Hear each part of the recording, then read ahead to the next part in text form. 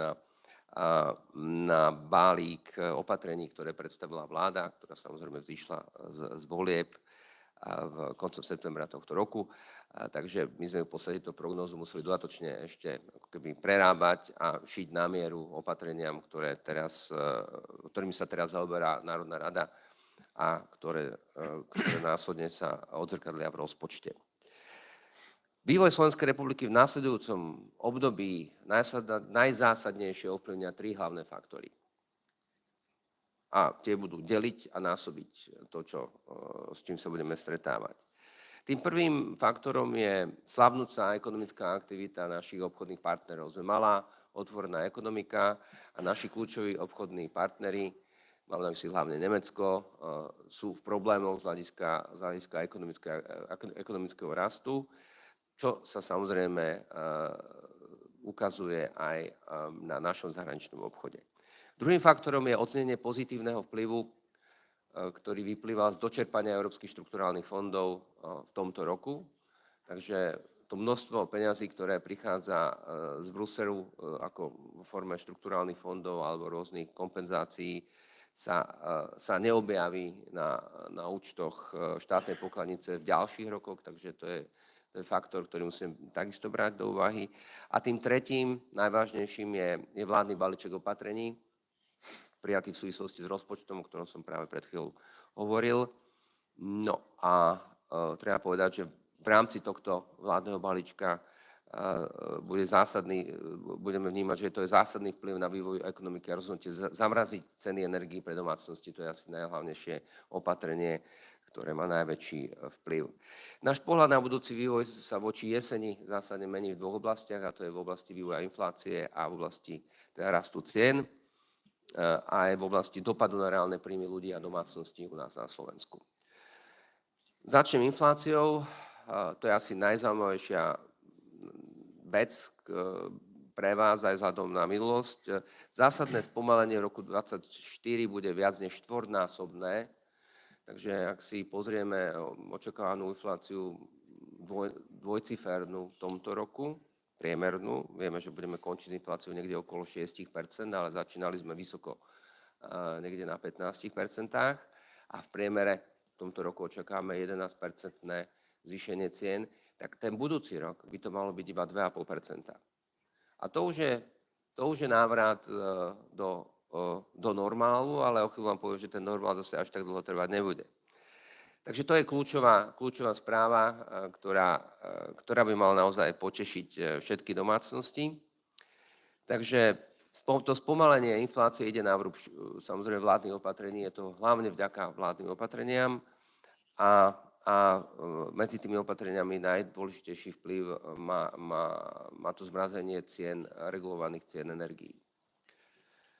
Toto opatrenie podporí reálne príjmy domácností a celkový vývoj inflácie samozrejme podporí reálne príjmy domácností a tým pádom zostane viac peňazí na spotrebu, čo samozrejme pomáha ekonomickému rastu. V ďalších 2 rokoch predpokladáme, je to zatiaľ pre nás samozrejme technický predpokladáme, že ceny energií pre domácnosti postupne priblížia trhovým cenám. To znamená, predpokladáme, že vláda v budúcich ďalších rokoch nebude míňať toľko peňazí, aj z dôvodov toho, samozrejme nejakej konsolidácie, ale aj z pohľadu toho, že možno takýto prístup nebude dlhodobo udržateľný. Takže v ďalších rokoch toto ako keby rozmrazenie regulovaných cien môže spôsobiť to, že sa nám zase inflácia dostane trochu vyššie, niekde na úrovni asi 4%. Podrobnosti bude hovoriť o chvíľu Rainer Martin. S tým súvisiaci pozitívny dopad na reálne príjmy na budúci rok. Ak si pamätáte, tak sme mali v podstate v roku 2022 5% prepad reálnych miest kvôli obrovskej inflácii. Na tento rok sme predpokladali v našich prognózach kedysi nulový neutrálny rast, ale dopadlo to horšie, lebo rast miest bol menší, ako sme predpokladali, a rast cien bol zase trochu väčší. Ale dobrá správa na budúci rok, práve preto, že odhadujeme infláciu niekde na úrovni iba 2,5%, pritom sú tu vyjednávania s odborármi a firmy samozrejme sa rozhodli kompenzovať vysoké ceny svojim zamestnancom, čiže nominálne platy budú rásť ďalej. Predpokladáme rast reálnych miest vo výške 4%. A to je opäť úplne zásadná zmena, čiže po 5% prepade, 2% prepade nárast reálnych príjmov o 4%. Som povedal, že nižšia inflácia a rastúce mzdy budú mať pozitívny dopad na rast ekonomiky, a to hlavne cez domácu spotrebu. Tento vplyv zrejme ale bude zatiaľ dočasný. Treba povedať, že silnejší dopyt domácnosti by mal približne kompenzovať vplyv slabnúceho zahraničného dopytu. Takže ak vieme, že naša ekonomika má v zásade dva piliere, domácu spotrebu a zahraničný obchod, tak pokrývkávanie zahraničného obchodu v podstate bude kompenzované väčšou domácou spotrebou. No ale ak sa vrátime k vládnemu balíčku, tak treba povedať, že na jednej strane sú tu teda jednoznačné pozitívne efekty na ekonomický rast, ale hlavne na infláciu, ale ako to v živote chodí, nič nie je v živote zadarmo. Takže cenou za očakávanú stabilizáciu ekonomiky a stabilizáciu cien energií je rastúca zraniteľnosť v oblasti verejných financií. A samozrejme sú to aj zásahy, ktoré môžu nepriaznivo ovplyvniť výkonnosť politiky v ďalšom časovom horizonte. Takže napriek ohlásenému konsolidačnému balíčku opatrení zostávajú očakávané deficity verejných financií na vysokej úrovni, ale to je vec, ktorú vnímate aj z verejnej a politickej debaty priamo teraz v týchto dňoch a hodinách na Slovensku. Je to tak, že náš dlh by mal v najbližšom období naďalej rásť. Treba si uvedomiť, že z hľadiska samotného fiškálu momentálne naše deficity verejných financií dosahujú najvyššie úrovne v Európskej únii. Zároveň máme jednu z najhorších dlhodobých udržateľností verejných financií v Európe. K tomu faktor mierne rastúceho dlhu. No a to je proste situácia, s ktorou sa musíme reálne zaoberať a musíme to proste brať do úvahy. Ak by som posledná veta mal hovoriť o rizikách tejto prognózy, tak je tu samozrejme riziko ešte horšieho zahraničného dopytu, ako predpokladáme, horšieho čerpania európskych zdrojov a tým pádom horšieho ekonomického rastu, pretože dnes v prognóze odhadujeme ekonomický rast niekde na úrovni k 3%. A je tu riziko, že to môže dopadnúť horšie. A takisto samozrejme pri inflácii sú tu zase rizika smerom nahor, a to kľúčovo hlavne, ak by sme mali hovoriť o kanáli ceny potravín, tak tie sú asi najcitlivejšie. Toľko asi na úvod, dozdávam slovo Rainerovi Martinovi a potom sme samozrejme pripravení odpovedať na vaše otázky. Ďakujem.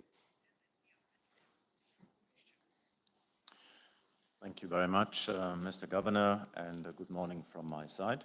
So let me take you through some of the details of our forecast, and let me start with the main messages. So some of them have already been mentioned by the governor in his introductory remarks. So there are headwinds for the Slovak economy that are coming mostly from a deterioration of global growth, in particular in some important partner countries of Slovakia. Then we have the budgetary plans, which are still in a draft form, and they include some consolidation measures. At the same time, they also foresee a number of new expenditure measures. And on balance, the effect of these fiscal measures, they will be positive for the economy in the short term, so for next year, for 2024, and they will compensate, based on our expectation, the deterioration that we are facing from the external outlook. The largest impact of these measures comes from freezing the regulated energy prices next year. And this increases basically real income growth and private consumption. So this is the main channel where we expect a positive impact of these measures. Headline inflation the year after, in 2025, is, however, expected to be higher, as we previously thought, as a result of these measures. And the envisaged fiscal package, Governor also mentioned this, will not be sufficient to stabilize public debt. just a few words on the risks. So we see the balance of risks for this forecast on the downside when it comes to growth and on the upside when it comes to inflation. So there could be new energy shocks, there could be also higher wages, for example. Let me now take you through the main figures that we see. And we've presented this in a slightly different way this time because of the very major impact that the government package is expected to have. So let me start with GDP growth. We're expecting now a growth of 2.8% next year, and then 3% and 1.8% the 2 years after. So 2026 is we extended the forecast horizon this time. So how does that look compared to the autumn forecast that we presented here? Well, this is a slight improvement in the next year, and it's a slight worsening by 0.4% the year after, 2025. Now, what we have added here as additional information is what the scenario would look like without the government package. So just to illustrate the effects that these government measures will have. And without the government package, we would look at a lower growth for next year, so 2.4 instead of 2.8%, but we would look at slightly higher growth the 2 years after, 3.2 and 2.4. So again, the transmission channel of this comes mainly through the measures and the impact of these measures on inflation. So what are we looking at for inflation? We expect 2.5% next year, so that's indeed quite a steep fall and a lot lower than what we had previously envisaged, and then 4.6 and 3.9 in the 2 years thereafter. Without the government package, that path of disinflation would have looked rather differently. So we would have expected 4.7% next year, and then a further decline to 4 and 1.9 in the 2 years thereafter. Now, the main impact of that is, of course, on nominal wages as far as the forecast is concerned. So nominal wages are expected to grow strongly throughout the horizon. I will talk about this in a minute. But the impact is mainly on real wages. So real wages will grow by 4% next year. That is much stronger than we had previously expected and much stronger than it would be without these measures. But then they will continue to be in positive territory, but somewhat lower, 1.2 and 1.4 in the 2 years thereafter. And on employment, there are very limited effects that we see. Right, so what is the government package? Just to summarize very briefly. So there are a number of measures, of course. Some of them have the impact that they increase the government deficit, and some have the opposite impact, they reduce it. Now, there are 3 measures that are expenditure intensive, so they increase the deficit, and that is, first of all, the support for mortgage holders, that is the 13th pension, and that is the energy support. And you see this at the top of this list and at the bottom.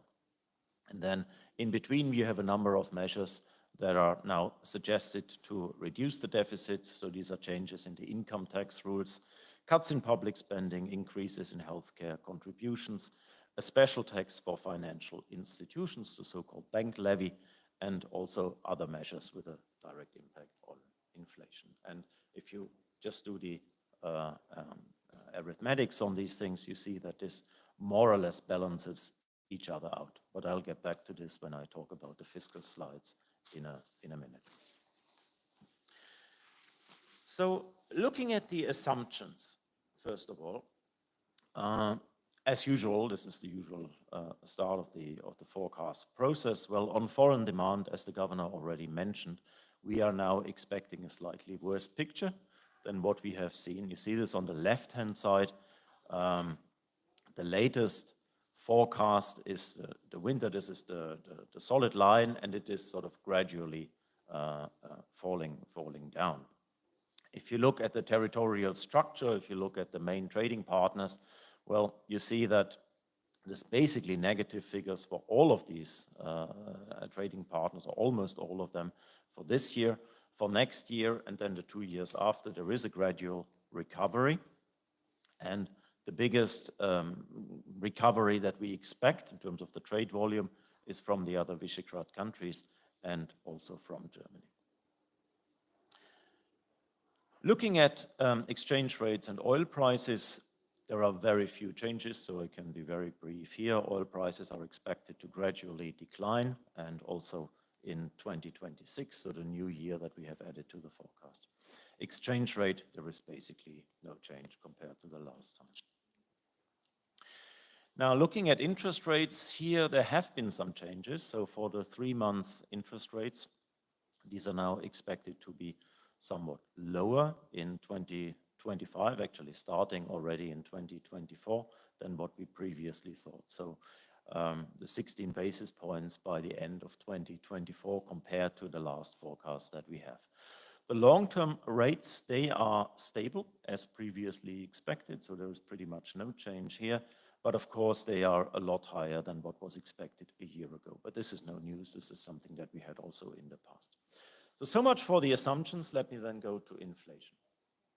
And in the inflation on the left-hand side, you see the expected figures and the structure of inflation going forward. So you see this big drop in 2024. And this is, some of that would have taken place anyway, because inflation was already on a declining path, but now this decline has been, of course, accelerated a lot by the government measures in the energy field. So you see that energy inflation, electricity, gas and heat inflation will disappear for next year as an inflation driver, and then it will come back to some extent in 2025 and 2026. This is then a sort of a base effect that we will get from the suppression of energy prices next year.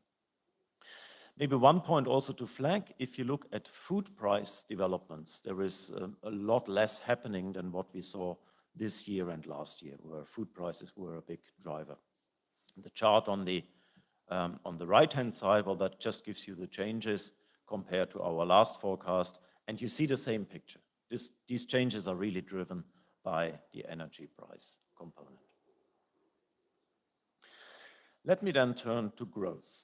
And here, as was already mentioned by the governor, the foreign demand weakened substantially, so there is a headwind for export performance and the overall economy. And of course, Slovakia is a very open economy, so this has a substantial impact.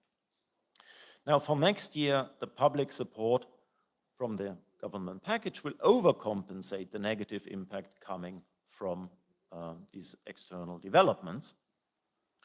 But both of these effects will somewhat dampen the economy in 2025 and 2026 because, again, of the base effects that you are seeing. So if you look at the developments of GDP on the left-hand side, so the relevant scenario is now the one on the yellow line, which is sort of sandwiched between the other two lines. If you look on the right-hand side, you see the GDP changes due to energy and due to the external trade flows, and on balance they are negative in 25 and 26. Let's look a little bit at the components, main components of growth, starting with household consumption. Of course, as was already mentioned, this is the main channel through which these government measures impact growth. So household income is expected to benefit from the government package in next year quite strongly. So households will be better off in the short term.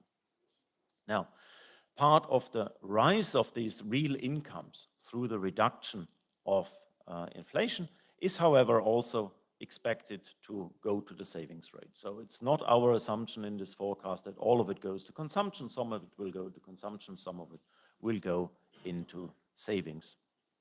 And then for the 2 years thereafter, we expect a slower pace of real income recovery due to the base effects that I have already mentioned.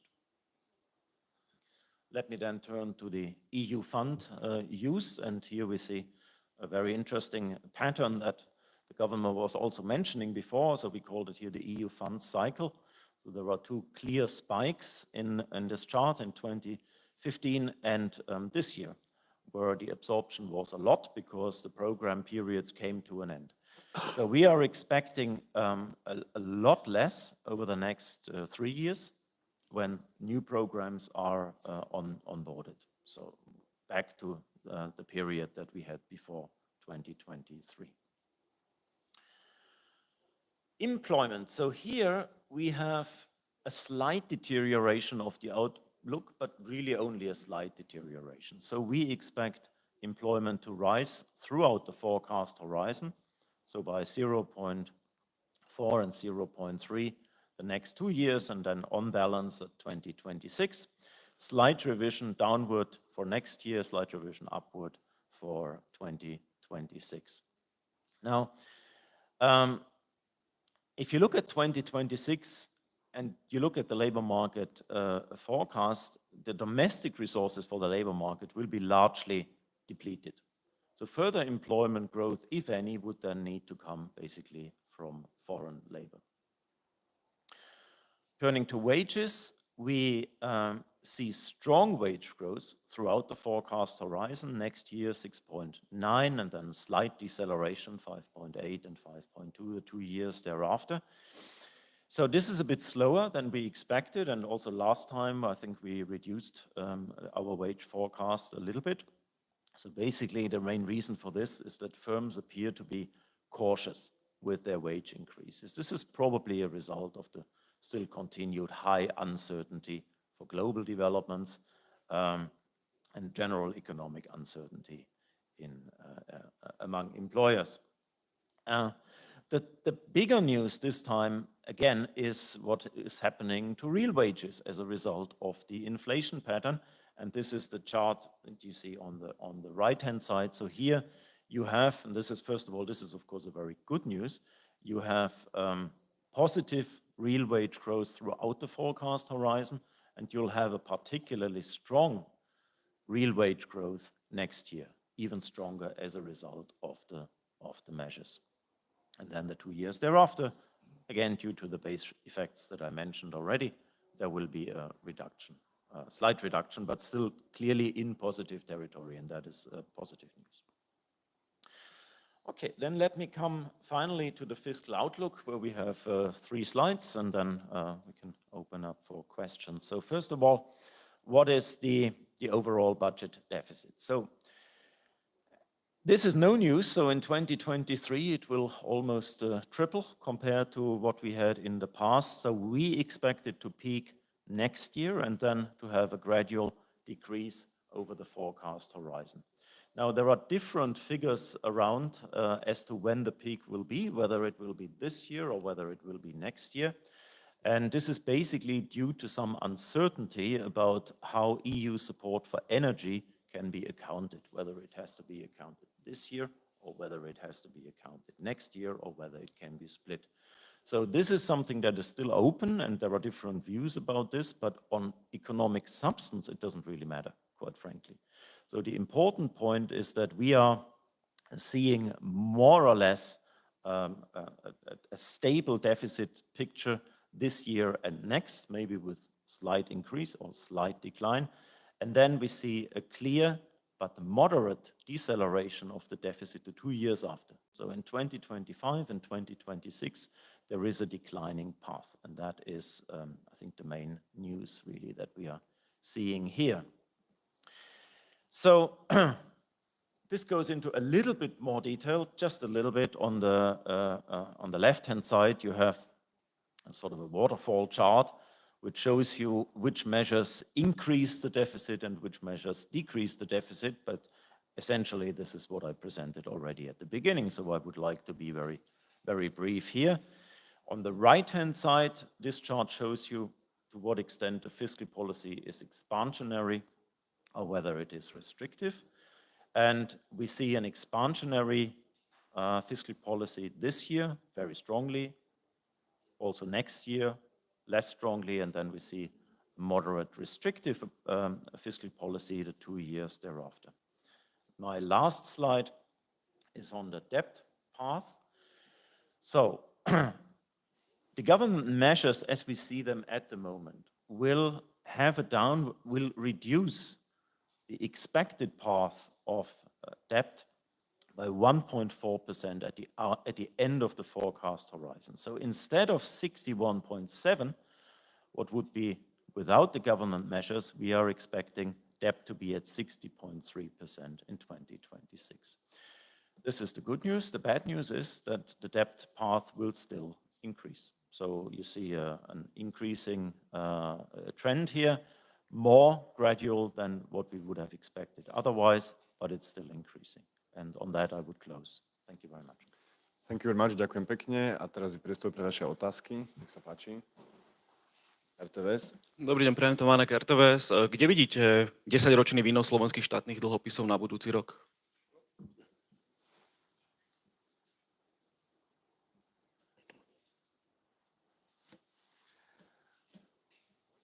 No, ak by som mal odpovedať na to, aké sú nálady na trhoch, samozrejme našou úlohou nie je veštiť z gule. Z tohto pohľadu len treba poznamenať, že úplne prirodzene a logicky sa zvyšujúcou sa základnou sádzbou ECB sa zvyšujú aj náklady na financovanie všetkých štátov v Európe. V prípade Slovenska, ale aj niektorých ďalších krajín, ktoré patria akoby do pásma hraničiaceho s Ukrajinou, si treba uvedomiť, že už vlastne 2 roky platíme za takú geopolitickú prirážku rizikovú. Môžete si to všimnúť, že sa proste naše náklady na financovanie od vojenského konfliktu alebo od okupácie Ukrajiny Ruskom zvýšilo, pretože to sú proste logické náklady, ktoré platíme za to, že hraničíme s krajinou, ktorá je vo vojnovom stave.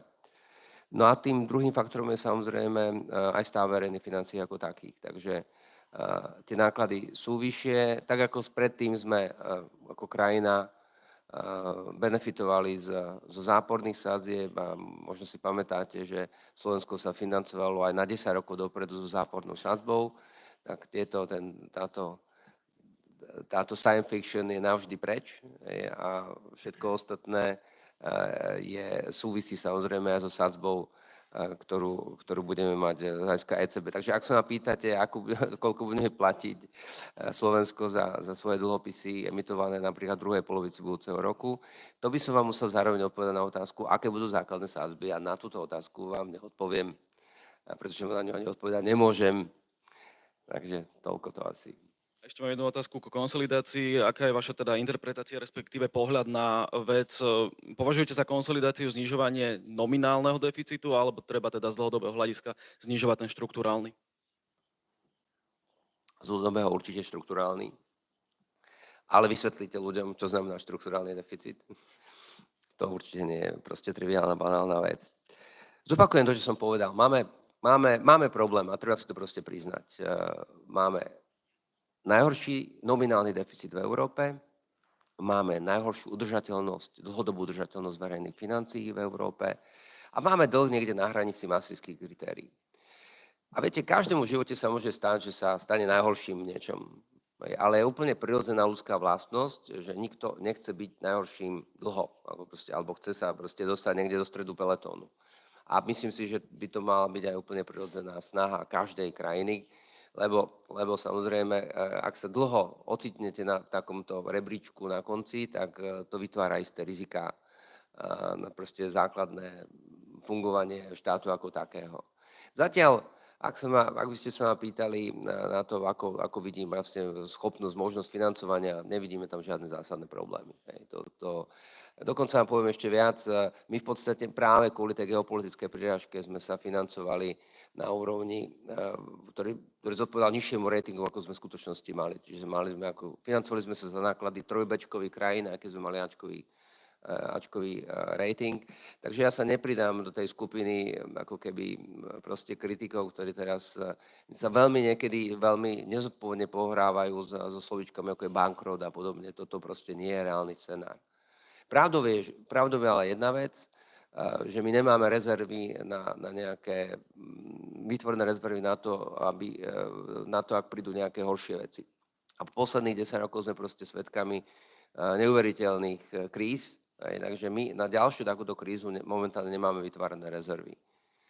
Takže ak budeme mať šťastie, a treba veriť, že budeme mať šťastie, tak sa z týchto problémov relatívne bez problémov vieme dostať. Ale pravdou je aj to, že si myslím, že aj vláda, aj minister financií si uvedomujú, že budú musieť otočiť ako keby trend vývoja dlhu z rastúceho na klesajúci. Skúste ma sledovať, lebo hovorím k vám. A to znamená, budú musieť zmeniť trend vývoja dlhu z rastúceho na klesajúci. A na to sú dve metódy. Buď máme vyšší ekonomický rast, alebo budeme mať menší deficit. To sú proste dve možnosti matematické, ktoré tu proste prichádzajú do úvahy. Ďakujem pekne, televízia Joj. Juri Žojka, skúsim takú neštrukturálnu otázku. Hrali sme to vlastne na začiatku roka, že v budúcom roku nás dobehne vlastne tá regulácia cien energií a tak ďalej. Teraz vlastne opäť hrajeme to, že tá inflácia bude nižšia, lebo energiu budú držať. Ja som tak možno tak ľudsky spýtať, že aké to oni budú točiť do nevidím pre prekladateľku, mala ľahšia do nekonečna. Vlastne tie regulované ceny, tak oni nikdy v podstate nemusia stúpiť. Ja si aj historicky nepamätám, že by nejaká vláda povedala, že OK, teraz vyletia ceny energií. Že či vlastne niekedy sa ten boomerang cien energií dokáže vrátiť, keď oni stále ich budú nejak dotovať. Ja musím povedať, že na jednej strane my sme úplne jasne pomenovali, že toto opatrenie najviac pomáha znižovaniu inflácie. Čiže by sme mali byť spokojní, pretože z outliera, z niekoho, kto má dneska máme najvyššiu infláciu vlastne v eurozóne, tak sa dostaneme niekde do stredu peletóna alebo k tým najlepším. Mohli by sme byť spokojní. Ale treba povedať, že podľa mňa tento scenár nie je úplne udržateľný. Ono, ako keby zmrazenie energií v tejto dobe nás dostáva ako keby do umelého spánku. Pretože ja som teda nestretol zatiaľ v Európe ani vo svete nikoho, ktorý by vsadil na scenár, že sa ceny energií vrátia na predkrízovú úroveň. Z rôznych dôvodov, pretože sa niektoré veci sa už nikdy proste úplne nezmenia. Naša závislosť na ruských energiách už nikdy nebude taká, ako bola pred touto vojnou, pred touto krízou. Naše napojenie na skvapalnený plyn, na LNG terminály sú už z tohto pohľadu sme zazmluvnení, tá diversifikácia má svoje niektoré proste náklady. Do toho vám vstupuje Čína, globálny dopyt ako taký. No a samozrejme vôbec netriviálnou je otázka zelenej ekonomiky, ktorá znamená určite vyššie náklady na energie. Takže opakujem, je to scenár, ktorý chráni určite tí, ktorí si to zaslúžia, to sú proste sociálne slabšie skupiny, chráni ich pred energetickou chudobou, ale na druhej strane nás to chráni aj od reality a tou realitou zrejme bude to, že sa v istom okamihu zdroje na také kompenzácie vyčerpajú.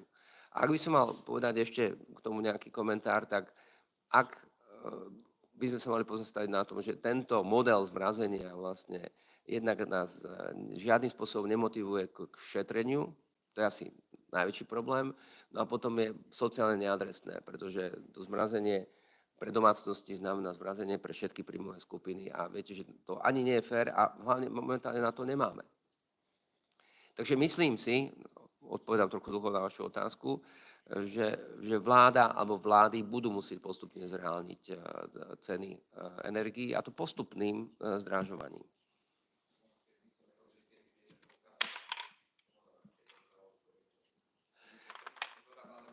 Sú krajiny, ktoré tento šok majú za sebou. Proste, ktoré majú regulačný vzorec v mesiacoch alebo v štvrťrokoch a museli prispôsobiť cenu. A dnes majú infláciu rádu niekde inde ako Slovensko dnes. Ano? Takže sa vlastne už nemusia sa s tým proste vysporiadávať. Naše vlády sa rozhodli pre iný postup z rôznych dôvodov. Sú to aj proste faktory, ktoré sú proste pochopiteľné, ale väčšia adresnosť by bola určite na mieste a snaha motivovať k šetreniu, úplne logickému šetreniu, o ktorom hovorí zdravý rozum, by mala byť takisto na mieste. Agentúra Bloomberg, nech sa páči. Dobrý deň, Dan Horňák, Bloomberg. Pán guvernér, ja by som mal otázku, či by ste mohli trošku doplniť, rozviť ten včerajší komentár, ktorý ste vydali k ECB. A síce, kedy podľa vás za akých podmienok nastane ten čas, že guvernéri v eurozóne sa začnú zaoberať tou otázkou, že kedy začať znižovať úrokové sadzby v eurozóne. Ďakujem pekne. No vlastne žiadate o rozšírený komentár, áno? Je pravdou, že pozitívny pokles inflácie v tých posledných mesiacoch na tých európskych číslach, samozrejme, vrátane novembra, je príjemným prekvapením, ale rozhodne nestačí na to, aby sme dneska deklarovali nejaké víťazstvo nad infláciou. A ja len zopakujem, že zatiaľ žiadna debata o znižovaní sadzieb neprebehla ani nezačala. A ak niečo cítime z trhov, že nám trhy dávajú proste najavo nejaké svoje predstavy, tak musím povedať, že z tohto pohľadu sú trhy úplne inak mentálne nastavené ako prostredie centrálnej banky. Pretože my sa vlastne len opatrne, ako keby priateľíme s myšlienkou, že už nebudeme dvíhať žiadne úroky a proste vôbec ešte nemôžeme o tom, že by sme mali za nejaký mesiac, 2, 3 začať so znižovaním sadzieb. To by z môjho pohľadu, nemôžeme hovoriť za ostatných, môžeme hovoriť za seba. Z môjho pohľadu by to proste bolo nezodpovedné a veľmi riskantné. Budem opäť hovoriť za seba, potrebujeme si počkať na januárové, februárové čísla.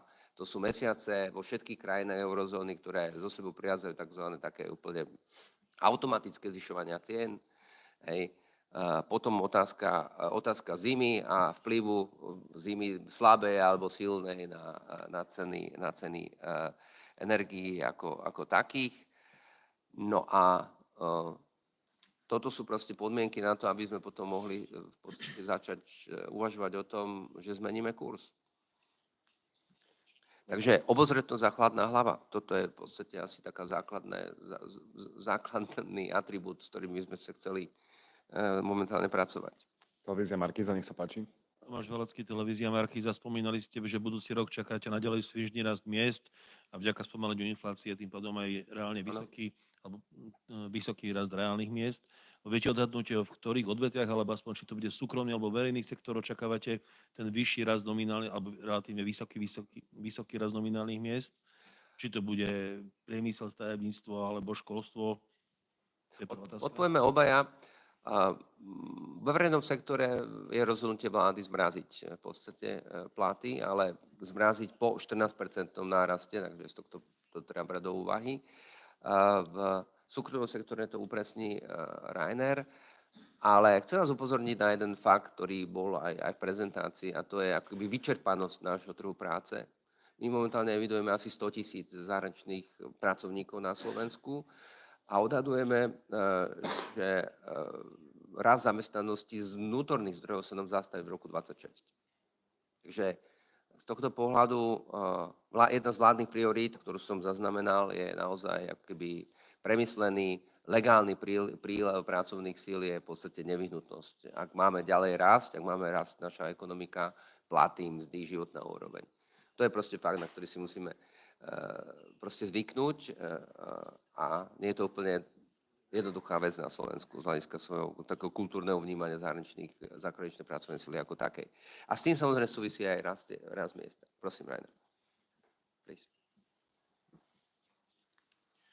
Yeah, let me just go back to the wage pattern that I showed you already. So we expect, as I said, quite strong nominal wages throughout the forecast horizon. And as the governor said, this is to a large extent due to the tightness that we have already in the labor market. And until now, it is quite difficult to attract foreign labor also. So this contributes to this, of course. Now, what I also said is that the wages are not growing quite as much as we expected. This is something that we've now seen 2 or even 3 quarters. So there are different elements at play here. So one element is the tightness. This is a structural issue. This will not go away. Another element is the uncertainty that you have in the economy. So employers are a little bit more cautious. So you're asking me about the breakdown by sectors. This is a bit difficult, to be quite honest, but I think an indication on that is that which sectors are expected to do well. Now, in the construction side, you have, of course, not a buoyant development at the moment as a result of the increases in the interest rates, the reduction in construction, and so on. So this is not an area where we would expect, certainly not above average wage increases. On the other hand, the sector that kept up the economy in Slovakia is mostly the export industry. So in particular, the large the car factories and all the issues that are associated with that. So in this part of the economy, we would expect relatively strong increase, and the rest is probably somewhere in the middle. Thank you. Slovenský rozhlas, nech sa páči. Pardon, ešte jednu otázku mám. OK, dobre. Týka sa inflácie. Konkrétne máme tu skupiny výrobkov, ktoré dražajú stále dvojciferným tempom. Spomedzi potravín sú to napríklad chlieb a výrobky z obilnín. Sú tam služby v zdravotníctve, konkrétne zubných ambulancií, tí zdražili medziročne o 11%. V Českej republike je podobný problém, kde rast spotrebiteľských cien je oveľa vyšší ako rast cien výrobcov a česká vláda, myslím, že už aj Národná banka otvorili otázku, že sa obrátia na protimonopolné orgány, či je ten trh dostatočne rozvinutý, aby dokázal reflektovať tie znížené ceny výrobcov do spotrebiteľských cien. Aká je podľa vás situácia na Slovensku? Ďakujem.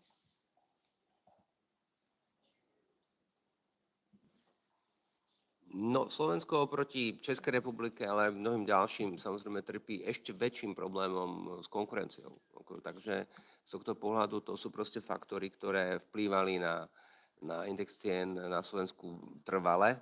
A z pohľadu toho, že ak sa nám trošku utrhnú ako keby očakávania na trhu ako takom, tak tie prejavy sú o to silnejšie. Ja môžem len povedať, že do istej miery zobrali sme teda na vedomie oznámenie vlády, že sa ide venovať cenám potravín v budúcom roku.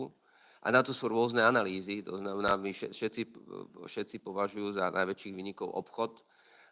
Sú analýzy, ktoré hovoria o tom, že najviac v poslednom období si v oblasti cien zase prilepšila prvovýroba. Čiže tam je veľmi, veľmi dôležité mať presné dáta. Ja by som sa trošku vrátil v čase. Ja som kedysi mal tú česť byť pri zavádzaní eura v roku 2009. A vtedy boli veľké obavy z nárastu cien práve kvôli zmene meny. A vtedy nám veľmi pomohlo v podstate pravidelný mesačný detailný monitoring vývoja cien. A to sú presne faktory, ktoré ste teraz napríklad ktoré ste pomenovali, s tým, že keď sa to verejno pomenovalo, dnes vždy by som povedal s pozitívnym naratívom, tak dochádzalo aj k autoregulácii, lebo potom druhá vec sú samozrejme orgány štátu, ako je protimonopolný úrad, alebo nedaj Bože ministerstvo financií, ak by malo ísť o nejakú druhú regulácie. Takže tie javy tu určite sú, kvôli nedostatku konkurencie. Otázka, aké sú legislatívne nástroje na takéto niečo, ale regulácie sú vždycky veľmi, veľmi ošemetné z tohto pohľadu. Možno otázka, skúsenosti. Well, there's not very much to add to this, I think, because you have, of course, in Slovakia, it's a relatively small economy, so the issue of competition, especially in the specialized sector, is more severe. Now, I'm not a specialist on the regulation in these sectors in Slovakia. So I would just say that this is certainly an issue, and it is certainly something that should be closely watched. And as the governor said, I think it's important to have really detailed price analysis of what drives these high price increases. I think we have done this relatively well in the area of food chain, so just something we discussed here also in more detail. On medical services, there's probably a lot more that goes into more specific administrative regulation regarding this sector. So the general message is I'm not surprised that there could be these issues, and I think then the competition authority is really the one that should look at this closely, that there is no abuse of a monopolistic or oligopolistic situation. Slovenský rozhlas, nech sa páči. Pán Kažimír, ako hodnotíte 15 rokov eura na Slovensku v kontexte, že napríklad Česi, susedia ho dodnes nezaviedli a ich ekonomika je na tom lepšie?